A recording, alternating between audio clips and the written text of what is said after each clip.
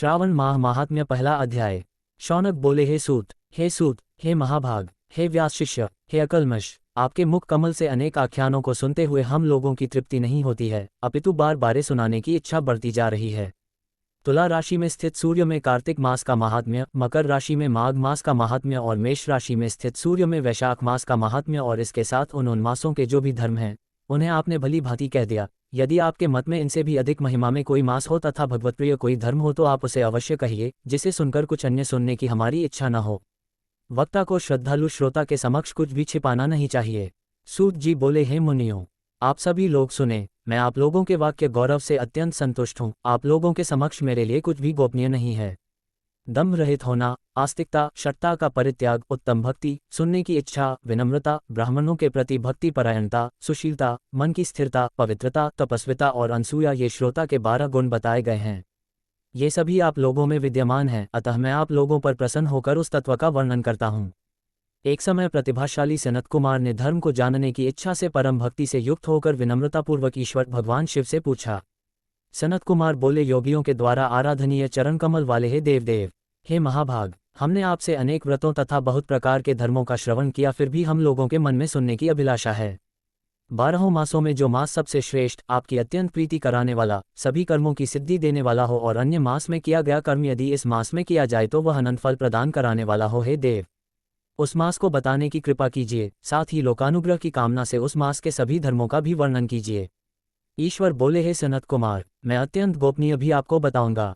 हे सुव्रत, हे विधिनंदन, मैं आपकी श्रवणेच्छा तथा भक्ति से प्रसन्न हूँ। 12 मासों में श्रावण मास मुझे अत्यंत प्रिय है। इसका महात्म्य सुनने योग्य है, अतः इसे श्रावण कहा गया है। इस मास में श्रवण नक्षत्र युक्त पूर्णिमा होती है, इस कारण से भी इसे श्रावण कहा गया है।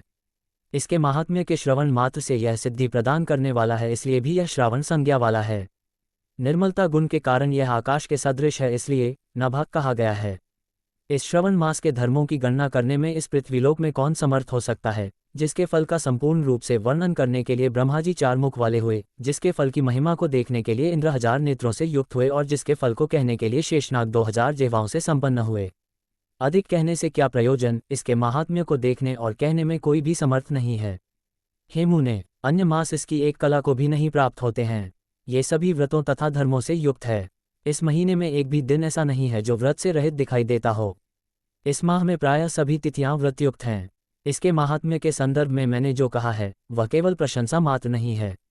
आर्तों, जिज्ञासुओं, भक्तों, अर्थ की कामना करने वाले, मोक्ष की अभिलाषा रखने वाले और अपने अपने अभीष्ट की आकांक्षा रखने वाले चारों प्रकार के लोगों, ब्रह्मचर्य, गृहस्थ, वानप्रस्थ, संन्यास आश्रम वाले को इस श्रावण मास में व्रतानुष्ठान करना चाहिए। सनत कुमार बोले, हे भगवान, हे सतम, आपने जो कहा कि इस मास में सभी दिन एवं तिथियां व्रत रहित नहीं है, तो आप उन्हें मुझे बताएं किस तिथि में और किस दिन में कौन सा व्रत होता है, उस व्रत का अधिकारी कौन है, उस व्रत का फल क्या है, किस किस ने उस व्रत को किया, उसके उद्यापन की विधि क्या है, प्रधान पूजन कहाँ हो और जागरण करने की क्या विधि है, उसका देवता कौन है, उस देवता की पूजा कहाँ होनी चाहिए, पूजन सामग्री क्या क्या होनी चाहिए और किस व्रत का कौन सा समय होना चाहिए। हे प्रभु, वह सब आप मुझे बताएं। यह मास आपको प्रिय क्यों है, किस कारण ये पवित्र है, इस मास में भगवान का कौन सा अवतार हुआ, ये सभी मासों से श्रेष्ठ कैसे हुआ और इस मास में कौन कौन धर्म अनुष्ठान के योग्य हैं। हे प्रभु, ये सब बताएं। आपके समक्ष मुझ अज्ञानी का प्रश्न करने में कितना ज्ञान हो सकता है, अतः आप संपूर्ण रूप से बताएं। हे कृपालों, मेरे पूछने के अतिरिक्त भी जो जो शेष रह गया हो उसे भी लोगों के उद्धार के लिए कृपा करके बताएं। रविवार, सोमवार, भीमवार, बुधवार, बृहस्पतिवार, शुक्रवार और शनिवार के दिन जो करना चाहिए, हे विभो, वह सब मुझे बताए। आप सबके आदि में आविर्भूत हुए हैं, अतः आपको आदि देव कहा गया है।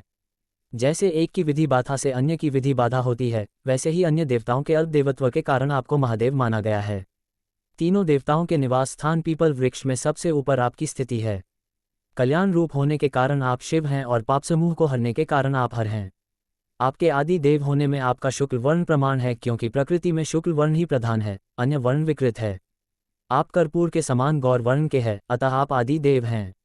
गणपति के अधिष्ठान रूप 4 दल वाले मूलाधार नामक चक्र से, ब्रह्मा जी के अधिष्ठान रूप 6 दल वाले स्वाधिष्ठान नामक चक्र से और विष्णु के अधिष्ठान रूप 10 दल वाले मणिपुर नामक चक्र से भी ऊपर आपके अधिष्ठित होने के कारण आप ब्रह्मा तथा विष्णु के ऊपर स्थित हैं। यह आपकी प्रधानता को व्यक्त करता है। हे देव, एकमात्र आपकी ही पूजा से पंचायतन पूजा हो जाती है, जो कि दूसरे देवता की पूजा से किसी भी तरह संभव नहीं है।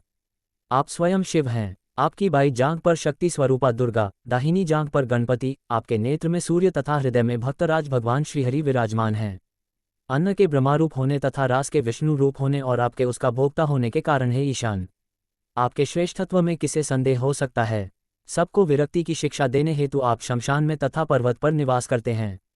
पुरुष सूक्त में उतामृतत्व से शनो शून्य इस मंत्र के द्वारा प्रतिपादन के योग्य हैं, ऐसा महर्षियों ने कहा है। जगत का संहार करने वाले हलाहल को गले में किसने धारण किया? महाप्रलय की कालाग्नि को अपने मस्तक पर धारण करने में कौन समर्थ था? संसार रूप अंधकूप में पतन के हेतु कामदेव को किसने भस्म किया? आप ऐसे हैं कि आपकी महिमा का वर्णन करने में कौन समर्थ है? एक तुच्छ प्राणी मैं करोड़ों जन्मों में भी आपके प्रभाव का वर्णन नहीं कर सकता, अतः आप मेरे ऊपर कृपा करके मेरे प्रश्नों को बताएं। इस प्रकार श्रीस्कंद पुराण के अंतर्गत ईश्वर सनत कुमार संवाद में श्रावण मास महात्म्य में पहला अध्याय पूर्ण हुआ।